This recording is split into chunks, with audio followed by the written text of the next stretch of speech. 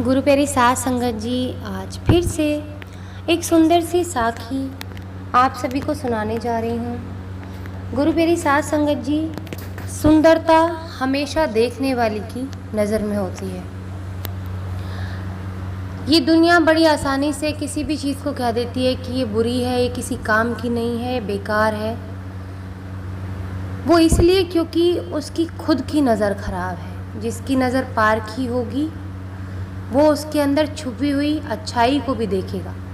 दूसरी बात, हर इंसान के अंदर भगवान बसता है, बस उसके अंदर से मैल पाप निकालने की ज़रूरत है, उसकी छटाई करने की ज़रूरत है।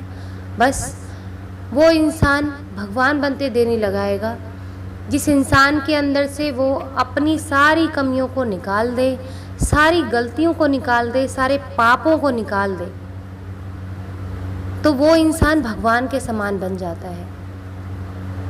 तो आइए गुरु प्यारी साध संगत जी, सुनते हैं एक ऐसी ही साखी, एक अनगढ़े पत्थर की कहानी। एक मूर्तिकार एक रास्ते से गुजरा और उसने संगमरमर के पत्थर की दुकान के पास एक बड़ा अनगढ़ संगमरमर का पत्थर राह के किनारे पड़ा देखा। उसने दुकानदार से पूछा और सब पत्थर संभाल के भीतर रख दिए। ये पत्थर बाहर क्यों डाला है?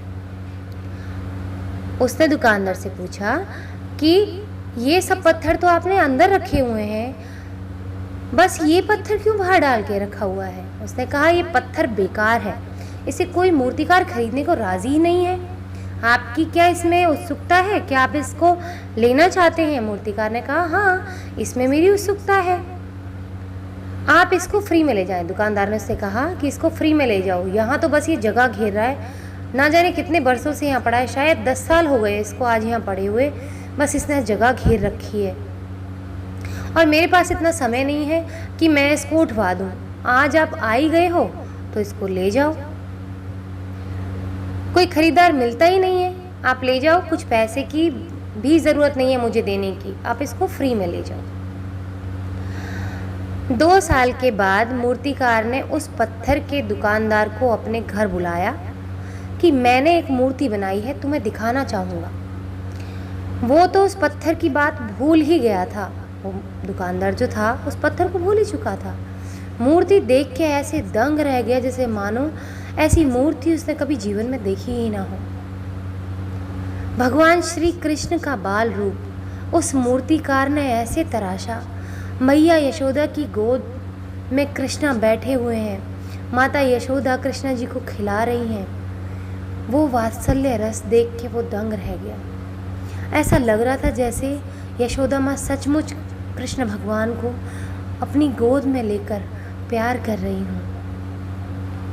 उस दुकानदार ने कहा इतना कीमती पत्थर तुम्हें मिला कहाँ से? बड़ा अद्भुत पत्थर है, इस पर से तो मेरी नज़र ही नहीं हट रही। मूर्तिकार हंसने लगा। उसने कहा ये वही पत्थर है जो तुमने बेकार समझकर दुकान के बाहर फेंक दिया था और मुझे मुफ्त में दे दिया था। इतना ही नहीं कि उस दिन तो तुम इससे मुक्त होने के लिए इसे मेरे घर तक खुद पहुंचाने आए थे, क्योंकि तुम्हारी दुकान पर कोई इंसान नहीं था इसको पहुंचाने के लिए कहीं, तो तुम खुद चले आए उस दिन स्पेशली, क्योंकि 10 साल हो गए थे, किसी ने इसमें इंटरेस्ट नहीं दिखाया, किसी ने ये नहीं कहा कि ये पत्थर मुझे चाहिए, तुमने भी ऐसे ही पड़े रहने दिया इसको। ये वही पत्थर है। उस दुकानदार को भरोसा नहीं आया। उसने कहा मजाक क्यों करते हो? उसको तो कोई लेने को भी तैयार नहीं था। कैसा मटमैला सा बेकार सा पत्थर था, 2 पैसा देने को भी कोई तैयार नहीं था। तुमने उस पत्थर को इतना महिमा रूप, इतना लावण्य कैसे दे दिया? तुम्हें पता कैसे चला कि ये पत्थर इतनी सुंदर प्रतिमा बन सकता है? मूर्तिकार ने कहा आंखें चाहिए जनाब, पत्थरों के भीतर देखने वाली आंखें चाहिए।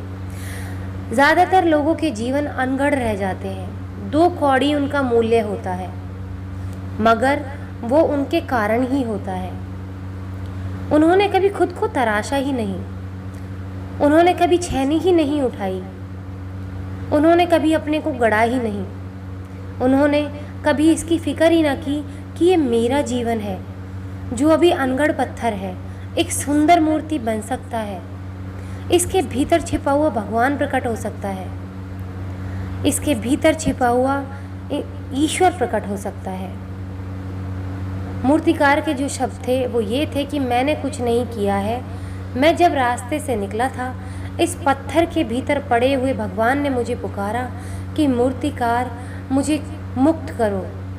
उनकी आवाज़ सुनते ही मैं इस पत्थर को ले आया। मैंने कुछ नहीं किया है, सिर्फ भगवान के आसपास जो व्यर्थ के पत्थर थे वो छांट दिए, भगवान प्रकट हो गए। हर एक इंसान परमात्मा को अपने अंदर लिए बैठा है। थोड़े से पत्थर छांटने की, थोड़ी सी छैनी उठाने की ज़रूरत है। उस छैनी उठाने का नाम ही भक्ति है। और ये छैनी हम पर कभी कभी हम खुद ही उठा लें तो अच्छा है, लेकिन जो हमारे सद्गुरु हैं वो छैनी ज़रूर उठाते हैं, और वही छैनी उठा करके हमारे अंदर के छिपे हुए भगवान को वही निकाल सकते हैं। और गुरु प्यारी साध संगत जी, ये साखी उन लोगों के लिए भी है जो अपना जीवन तो खराब करते ही करते हैं, अपने जीवन को दो कौड़ी का बना लेते हैं, लेकिन अपने साथ जुड़े हुए हर उस इंसान का जीवन दो कौड़ी का बना देते हैं जो इंसान उससे जुड़ा हुआ है, जो उससे प्यार करता है, जो ये ज़िंदगी डिज़र्व नहीं करता कि उसकी ज़िंदगी दो कौड़ी की हो जाए। उस इंसान से मेरी ये गुजारिश है आज कि आप अपने दो कौड़ी के जीवन का बुरा असर किसी और पर मत पड़ने दो। उठा लो छैनी हथौड़ा और इस इंसानी शरीर को भगवान का शरीर, भगवान का वास बना डालो, ताकि तुम्हारे आसपास रह रहे लोगों की ज़िंदगी का भी कल्याण हो, आपसे दुखी ना रहे। बस ये सोचकर अपने जीवन को ना गंवाओ। ये इंसानी जीवन बड़ी आसानी से नहीं मिलता है, 84 लाख योनियों के बाद मिलता है। उसके बाद भी जानवरों की ज़िंदगी जी रहे हैं। क्या है, कुछ नहीं, हो जाएगा, पड़ा रहने दे, ठीक है, इस तरह की बातें किस लिए? क्या ऐसे कहने से जीवन कट जाएगा? ऐसी लापरवाहियों से जीवन चल जाएगा? क्या पता तुम्हारे जीवन में वो लोग तुम्हें साथ छोड़कर भी चले जाएं, क्या पता वो भी हिम्मत हार जाए तुम्हें सुधारते सुधारते। जब तक तुम अपने अंदर से छैनी हथौड़ा नहीं उठाओगे, सामने वाला कितना तुम्हें सुधार लेगा, कितना तुम्हारी ज़िंदगी बदल सकता है वो बेचारा, वो भी तो कभी थकेगा। बेहतर है अपने इस इंसानी जीवन को जानवरों से बदतर बनने से पहले छैनी हथौड़ा उठा लो, खुद पर काम कर लो, खुद को इंसान बना लो, भक्ति की राह पर चल पड़ो, सच्चाई की राह पर चल पड़ो, अच्छाई की राह पर चल पड़ो, कर्म करने की राह पर चल पड़ो। इस आलस को जीवन से बाहर निकालो। बहुत से लोग बहुत आलसी होते हैं, सबका जीवन खराब कर देते हैं वो अपने इसी एटीट्यूड की वजह से। लेकिन जब वो खुद के अंदर के छुपे हुए टैलेंट को, अपने छुपे हुए भगवान को निकालेंगे तो दुनिया भी सराहेगी। अरे उठ इंसान, जाग, अपने अंदर के इंसान को जगा, मेहनत कर इस जीवन के अंदर, कुछ बन के दिखा। यूं ही हाथ से ये जीवन फिसल जाएगा, कभी ना ये पल लौट के आएगा। और जो चला गया जीवन तेरे हाथ से तो सिर्फ तू पछताएगा, सिर्फ तू पछताएगा।